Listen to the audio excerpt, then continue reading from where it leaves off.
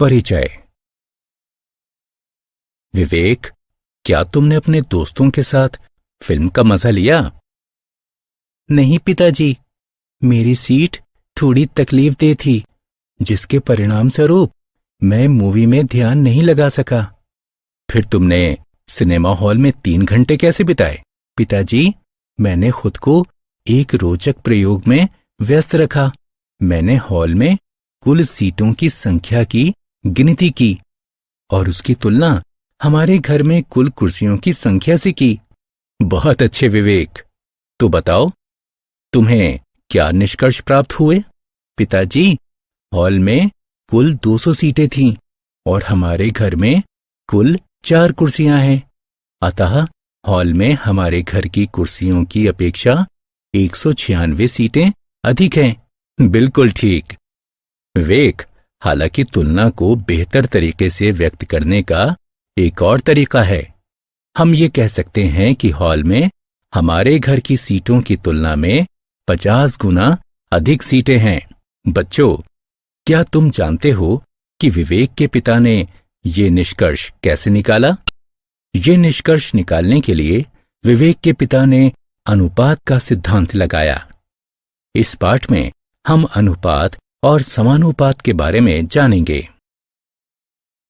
उद्देश्य। इस पाठ के अंत में आप निम्न करने में सक्षम हो जाएंगे।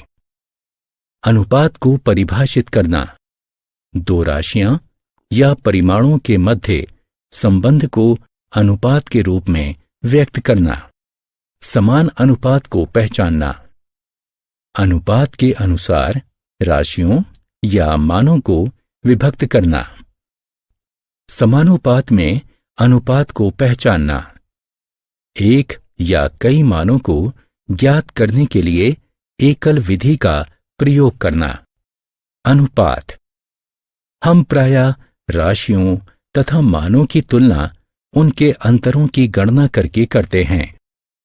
उदाहरण के लिए, मान लीजिए कि दो दोस्तों वरुण और अरुण का वजन क्रमशः 38 किलो और 35 किलो है। हम कहते हैं कि वरुण अरुण से 38 घटा 35 यानी 3 किलो वजनी है। इसी प्रकार ऋतु एक गुलाबी रंग की और दूसरी नीले रंग वाली क्रमशः 350 रुपए और 250 रुपए की कीमत की 2 शर्ट खरीदती है। हम कहते हैं कि गुलाबी शर्ट की कीमत नीले रंग की शर्ट से 100 रुपए अधिक है। यदि मानों की मात्रा बहुत अधिक है, तब अंतर द्वारा तुलना समझ में नहीं आती है। उदाहरण के लिए, मान लीजिए कि हम एक 6 इंच लंबी पेंसिल की तुलना एक 48 इंच के वाइपर के साथ करते हैं। वाइपर पेंसिल से 42 इंच लंबा है। हालांकि वाइपर और पेंसिल की लंबाई में भिन्नता का अंतर स्पष्ट रूप से समझ में नहीं आता है। हम भिन्नता को और किस तरीके से स्पष्ट कर सकते हैं? आइए हम खुद से ये प्रश्न करते हैं। एक वाइपर की लंबाई को ढकने के लिए कितनी पेंसिलें पर्याप्त होंगी? उत्तर है 48 भाग 6 यानी 8। दूसरे शब्दों में, वाइपर पेंसिल की अपेक्षा 8 गुना लंबा है। एक राशि को दूसरी राशि के कई गुना के रूप में व्यक्त करना अनुपात कहलाता है।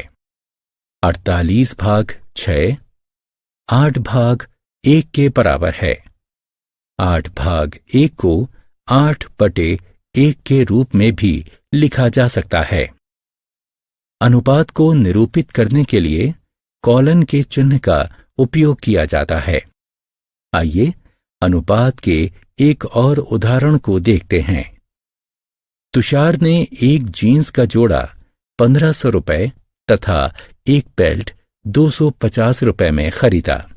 जीन्स की कीमत बेल्ट की कीमत की तुलना में कितनी गुना है? अनुपात की गणना करने के लिए सर्वप्रथम 1500 को 250 से विभाजित करते हैं। ये ठीक 6/1 की तरह है। इसे अनुपात यानी 6/1 के रूप में व्यक्त कीजिए।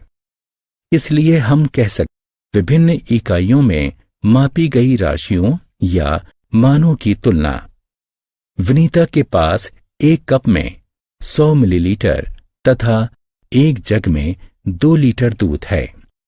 2 की तुलना में 100 अधिक है। क्या हम ये कह सकते हैं कि कप में दूध की मात्रा जग में दूध की मात्रा से अधिक है? जी नहीं।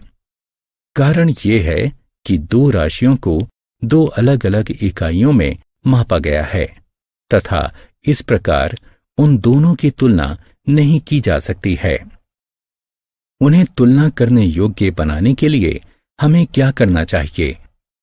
हमें उनकी राशियों को एक समान इकाइयों में व्यक्त करना होगा।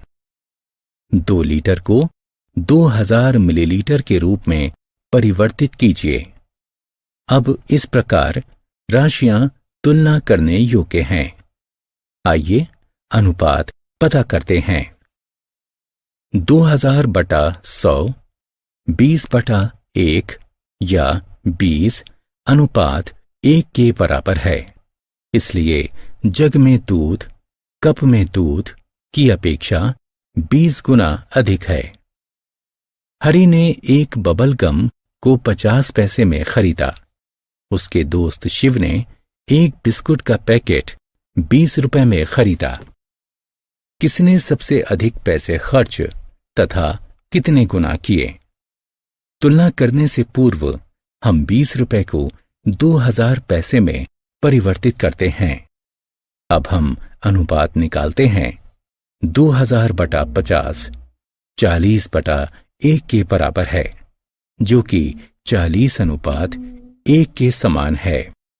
अतः हम कह सकते हैं कि शिव ने हरि की तुलना में 40 गुना अधिक पैसे खर्च किए। समतुल्य अनुपात। रितेश अनुपात की गणना करना सीख रहा है तथा इसका आनंद ले रहा है। लेकिन एक बात है जो उसे समझ नहीं आ रही है। आइए देखते हैं कि वो क्या है। सर्वप्रथम उसने अपनी कक्षा के लड़कों तथा लड़कियों के अनुपात की गणना 3/1 के रूप में की। उसने तत्पश्चात अपने बैग में कॉपियों तथा पुस्तकों के अनुपात की गणना की और 3/1 अनुपात निकाला। रितेश आश्चर्यचकित है। क्या 2 अनुपात समान हो सकते हैं? हां, वे समान हो सकते हैं। सबसे पहले वाला अनुपात हमें यह बताता है कि रितेश की कक्षा में लड़कों की संख्या लड़कियों की संख्या की तिगुनी है। दूसरा वाला अनुपात हमें यह बताता है कि रितेश के बैग में कॉपियों की संख्या पुस्तकों की संख्या की 3 गुनी है। अपने निम्न पदों में व्यक्त 2 बराबर अनुपात समान अनुपात कहलाते हैं। आइए सत्यापित करते हैं कि निम्नलिखित अनुपात समान है अथवा नहीं।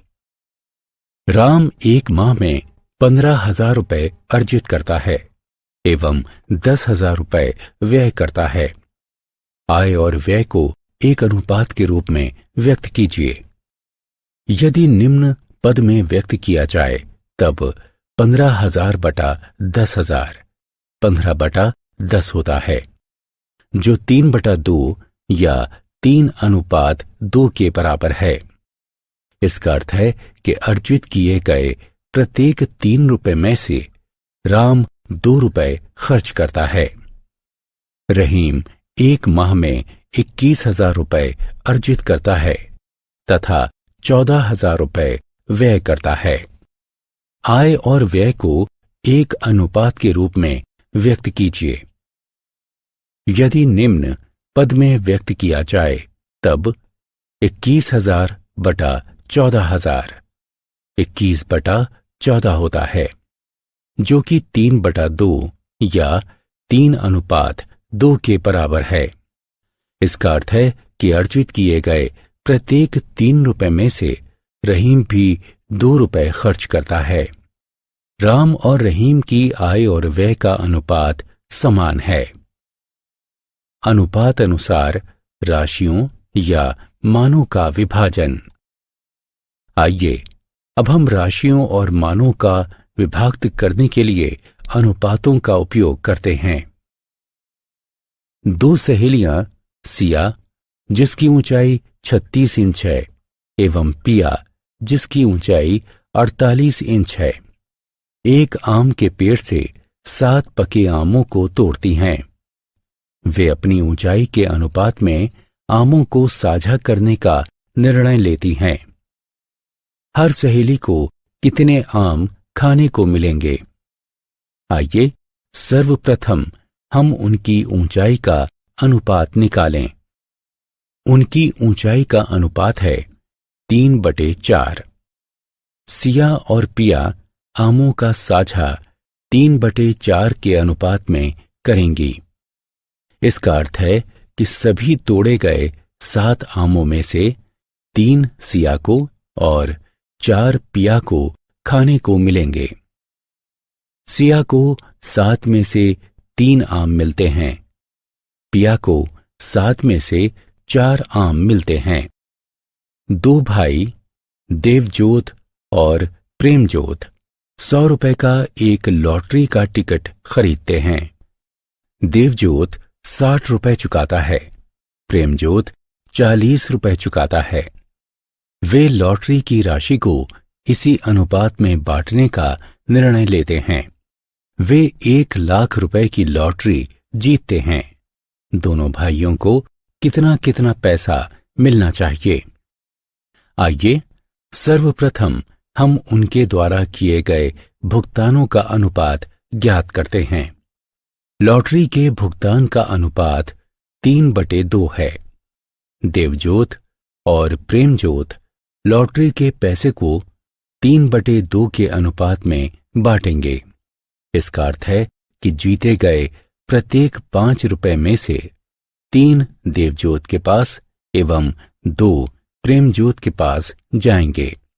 1 लाख की लॉटरी में देवजोत का हिस्सा 60,000 रुपए है और प्रेमजोत का हिस्सा 40,000 रुपए है।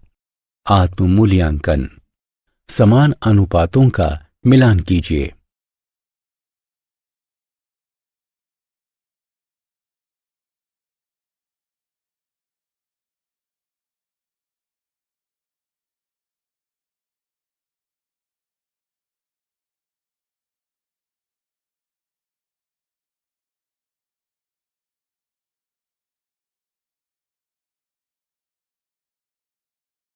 समानुपात। पीयूष और अमित बहुत अच्छे चित्रकार हैं। हाल ही में पीयूष ने एक स्टेशनरी की दुकान से 240 रुपए के मूल्य पर 20 पेंट ब्रश खरीदे। अमित ने उसी दुकान से 180 रुपए के मूल्य पर 15 ठीक वैसे ही ब्रश खरीदे। अमित का दावा है कि दुकानदार ने पीयूष से अधिक पैसे लिए। आइए देखते हैं। सर्वप्रथम दोनों राशियों का अनुपात निकालते हैं। राशियों का अनुपात 4/3 है। तत्पश्चात कीमतों का अनुपात निकालते हैं। कीमतों का अनुपात 4/3 है। इसका अर्थ यह है कि राशियों का अनुपात कीमतों के अनुपात के बराबर है। इसलिए अमित का दावा गलत है। ब्रश के लिए दुकानदार ने अमित और पीयूष से एक समान कीमतें वसूली। जब 2 अनुपात बराबर हों तब उन्हें समानुपात में कहा जाता है। समानुपात में अनुपात को इस प्रकार दर्शाया जाता है। इस प्रतीक से समानुपात को निरूपित किया गया है। समानुपात में अनुपात को इस प्रकार पढ़ा जाता है। 20:15 बराबर 240:180। समानुपात में उपयोग की गई प्रत्येक संख्या एक पद कहलाती है। 20, 15, 240 और 180 पद हैं। प्रथम और अंतिम पद चरम पद या सिरे के पद कहलाते हैं। द्वितीय और तृतीय पद मध्य पद कहलाते हैं। समानुपात में अनुपातों का सत्यापन। आइए दो अनुपातों पर विचार करते हैं, 40:25 तथा 56:35। 40/25 8/5 के बराबर है, यानी 8:5। 56/35 8/5 के बराबर है, यानी 8:5। अतः 40/25 बराबर है 56/35 के। दूसरे शब्दों में 40:25 बराबर है 56:35 के। अब इन दो अनुपातों पर विचार करते हैं। 63 लीटर अनुपात 35 लीटर एवं 28 किलो अनुपात 21 किलो। 63/35 9/5 के बराबर है, यानी 9:5। 28/21 4/3 के बराबर है, यानी 4:3। अतः 63:35 बराबर नहीं है 28:21 के। हम कहते हैं कि अनुपात समानुपात में नहीं है। दो और अनुपातों पर विचार करते हैं। 36 मिनट अनुपात 180 सेकंड एवं 50 रुपए अनुपात 150 पैसे। 36 मिनट बटा 180 सेकंड। 36 गुणा 60 सेकंड भाग 180 सेकंड के बराबर है, जो कि 12:1 के बराबर है। 50 रुपए बटा 150 पैसे 5000 पैसे भाग 150 पैसे के बराबर है, जो कि 100:3 के तुल्य है। अतः 36 मिनट अनुपात 180 सेकंड बराबर नहीं है 50 रुपए अनुपात 150 के। ये अनुपात समानुपात में नहीं है। एकल विधि। प्रेरणा अपनी दादी के घर की ओर जाने वाले रास्ते पर है। वह गांव में रहती है, जो उसके घर से 600 किलोमीटर की दूरी पर है। उसकी बस गांव पहुंचने में 12 घंटे का समय लेती है। बस की गति क्या है? गति किसी वस्तु द्वारा 1 घंटे में तय की गई दूरी होती है।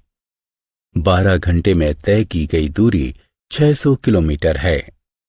1 घंटे में तय की गई दूरी 600 भाग 12 यानी 50 होगी। इसलिए बस की गति 50 किलोमीटर प्रति घंटा है। प्रेरणा की दादी का घर 1000 किलोमीटर की दूरी पर है। कितने घंटों में प्रेरणा अपनी दादी के घर पहुंच जाएगी? 600 किलोमीटर की दूरी तय करने में लगा समय 12 घंटे है। 1 किलोमीटर की दूरी तय करने में लगा समय बराबर होगा 12 भाग 600 घंटे के। तो 1000 किलोमीटर की दूरी तय करने में लगा समय बराबर है 12/600 घंटे गुणा 1000, जो बराबर है 20 घंटे के। प्रेरणा 20 घंटों में अपनी दादी के घर पहुंच जाएगी। पहले एक और फिर कई मानों के गणना करने की विधि एकल विधि कहलाती है। एकल विधि का उदाहरण। वाजपेयियों का वार्षिक अखबार बिल 1800 रुपये है। 4 महीने में वे कितने बिल का भुगतान करेंगे? 12 महीने के लिए अखबार का बिल 1800 रुपये है।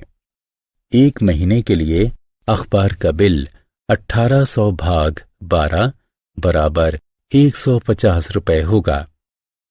4 महीने के लिए अखबार का बिल 150 गुणा 4 बराबर 600 रुपये होगा।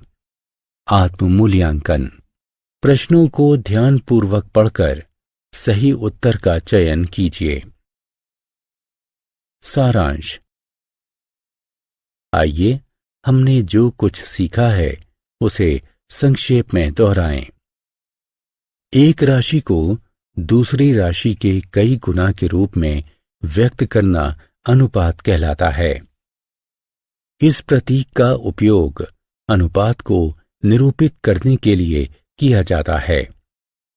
राशियों या मानों को अनुपात में व्यक्त करने से पूर्व उन्हें समान इकाइयों में परिवर्तित किया जाता है। अपने निम्न पदों में व्यक्त किए गए अनुपात यदि बराबर हैं, तब उन्हें समान अनुपात कहा जाता है। यदि दो अनुपात समान हों तो उन्हें समानुपात कहा जाता है। इस प्रतीक का उपयोग ये दर्शाने के लिए किया जाता है कि दो अनुपात समानुपात में हैं। सर्वप्रथम एक एवं तत्पश्चात कई मानों की गणना करने की विधि एकल विधि कहलाती